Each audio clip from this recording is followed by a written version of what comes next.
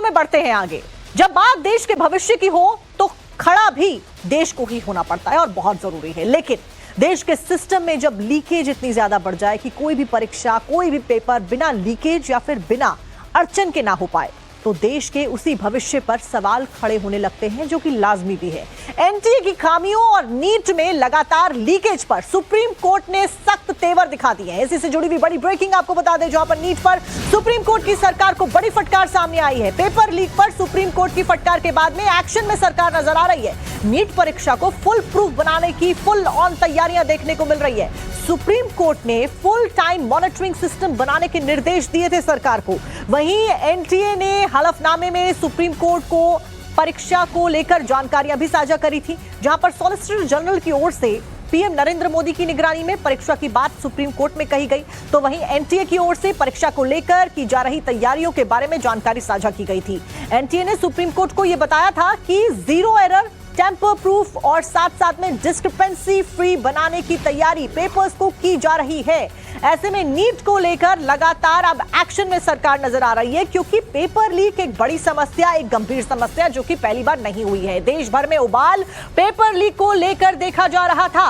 22 लाख से ज्यादा जो स्टूडेंट्स थे, उनके भविष्य के साथ में खिलवाड़ कैसे हुआ, लोगों की जेबों को भरने के लिए आखिरकार ये सब कुछ क्यों किया गया, ये बड़ा सवाल यहां पर है।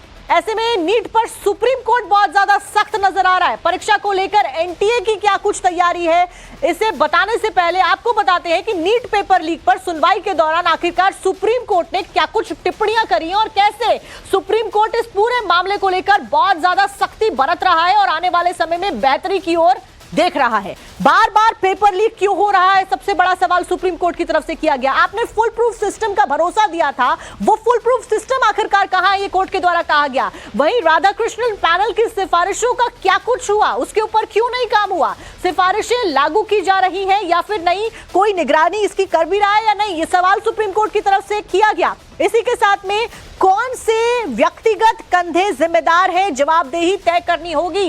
रिस्पॉन्सिबिलिटी किसकी है पेपर लीक के पीछे, कौन देखेगा, जो सिस्टम के अंदर लोग हैं वही पेपर लीक कर रहे हैं, ये सवाल किए गए। या तो सिफारिशों में कुछ गड़बड़ है या फिर कोई इंप्लीमेंटेशन नहीं की गई, जो सिफारिशें रखी गई थी, कोई तो गड़बड़ है, कोई तो जिम्मेदारी लेगा, ये बात सुप्रीम कोर्ट की तरफ से कही गई।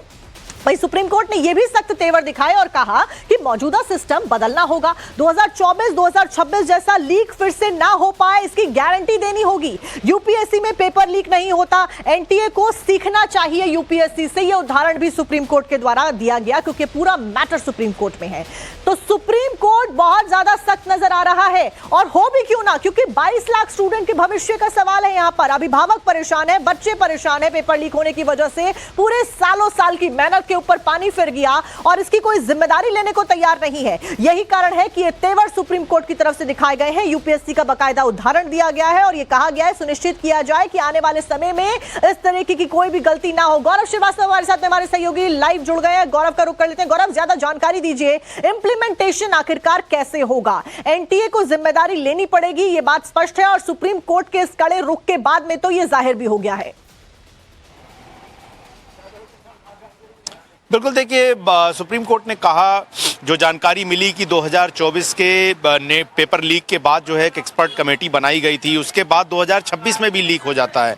ये बहुत बड़ा सवाल है, आखिर लीक प्रूफ जो पेपर का सिस्टम है वो नीट का क्यों नहीं बनाया जा पा रहा है, ये सवाल जो है वो यहाँ पर जो है पूछा गया सुप्रीम कोर्ट की तरफ से। हालांकि सॉलिसिटर जनरल जब पेश हुए तो उन्होंने इस बात का दिलासा देने की कोशिश की, आश्वस्त करने की कोशिश की कि इस बार नीट में पेपर ना लीक हो, इसके लिए खुद प्रधानमंत्री नरेंद्र मोदी जो हैं वो इस पूरे जो सिस्टम की है जो वो निगरानी करवा रहे हैं और उनकी देखरेख में जो है एक तरीके से ये पूरा एग्जाम जो है वो होने जा रहा है। लेकिन सवाल ये है जो सुप्रीम कोर्ट की तरफ से थे वो जो बहुत महत्वपूर्ण थे कि आखिर एक यूपीएससी का सिस्टम है जो एक मॉडल सिस्टम बना हुआ है जहाँ पर इस तरह की कोई शिकायतें नहीं हुई। एक तरफ ये एनटीए है जहाँ पर शिकायतें। आपको बता दूं कि जो एनटीए के लिए एक्सपर्ट कमेटी बनी थी जो कि प्रोफेसर डॉक्टर राधाकृष्णन वाली, उन्होंने ये कहा कि दरअसल एनटीए के पास हर चीज के डोमेन एक्सपर्ट नहीं थे।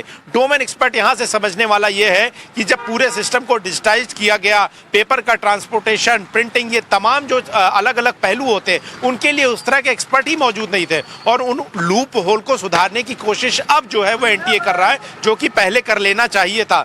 दूसरा, ये एनटीए की तरफ से कहा गया है कि सबसे बड़ी जो दिक्कत थी कि पेपर के ट्रांसपोर्टेशन को लेकर प्रॉब्लम थी और वहां से पेपर लीक हो जाया करते थे, ई रिक्शे तक पे पेपर ले जाया गया। तो अब जो है वहां पर सुधार किया जाएगा और डिजिटल लॉक का सिस्टम जो है वो अखबार के जो पेपर के बॉक्स होंगे जिन पे इन पेपर को, एग्जाम पेपर को ले जाया जाएगा, वो बेहतर किया जाएगा। इसके अलावा लगभग 99.5 बच्चों का भविष्य कितना सस्ता है। वो भारत जो कि युवा प्रधान देश है, जिसके ऊपर स्टूडेंट्स इतनी मेहनत करके पेपर देने के लिए आ रहे थे, लेकिन उसके साथ खिलवाड़ किया जा रहा था। हालांकि देर आए दुरुस्त आए, ये जो कदम थे वो जरूर थे उठाने। आप बने रहिए गौरव हमारे साथ में। लेकिन इस बीच एक बड़ी खबर सामने आ रही है। एक तरफ नीट पेपर लीक को लेकर सुप्रीम कोर्ट सख्त है, तो वहीं दूसरी ओर लोकसभा में नेता प्रतिपक्ष राहुल गांधी भी सरकार को घेरने लगे हैं। इसी बीच इसी से जुड़ी हुई एक बड़ी अपडेट, नीट पेपर लीक को लेकर राहुल गांधी ने तंज कसा है सरकार के ऊपर। पीएम नरेंद्र मोदी पर राहुल गांधी ने निशाना साधा।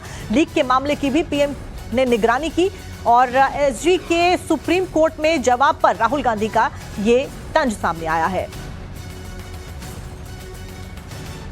आपको बता दें कि सॉलिसिटर जनरल तुषार मेहता ने नीट पर सुनवाई के दौरान सुप्रीम कोर्ट को यह बताया था कि मामले की निगरानी खुद पीएम नरेंद्र मोदी कर रहे हैं, जिसके जवाब में अब राहुल गांधी ने प्रधानमंत्री के ऊपर तंज कसा है।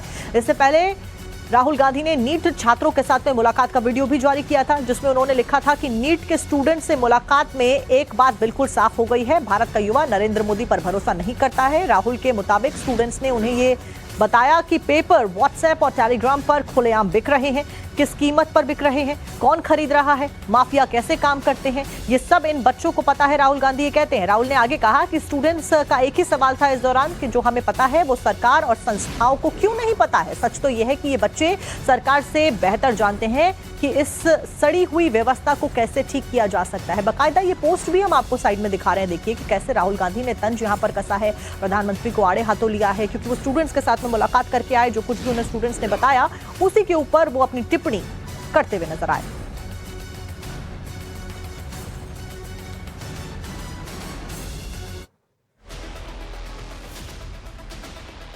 अब आप देखिए कि सरकार की ओर से सुप्रीम कोर्ट को यह बताया गया कि परीक्षा को फुल प्रूफ बनाने के लिए क्या कुछ कदम उठाए जा रहे हैं। पहले आपको उस कमेटी के बारे में भी बता देते हैं जो कि लीकेज रोकने का काम कर रही थी और आखिरकार क्यों इस कमेटी के ऊपर गंभीर आरोप लग जाते हैं। तो इसरो के पूर्व चेयरमैन की निगरानी में कमेटी बनाई गई थी बकायदा। नीट में लीक रुकेगा तभी कुछ हो पाएगा आगे। इस बीच कमेटी का जवाब सुप्रीम कोर्ट में दाखिल कर दिया गया है कि आखिरकार उनकी तरफ से क्या तर्क दिए गए हैं। इस बीच इसरो के जो पूर्व चीफ है राधाकृष्णन, उन्होंने 35 सुझाव भी बताए थे पूरे एग्जामिनेशन को लेकर, जिसके ऊपर काम किया जाना था। कमेटी का जवाब सुप्रीम कोर्ट में दाखिल किया जा चुका है और जो सुझाव बताए गए थे उसके ऊपर भी चर्चा की गई। लॉन्ग टर्म के लिए 35 रिकमेंडेशंस के सुझाव दिए गए हैं। शॉर्ट टर्म की बात की जाए तो उसके लिए 60 रिकमेंडेशन दिए गए हैं, इससे बेहतरी की जा सकती है आने वाले एग्जाम में। ज्यादातर सुझावों में जो इंप्लीमेंटेशन की बात की गई है उसको इंप्लीमेंट कर लिया गया है, जानकारी है।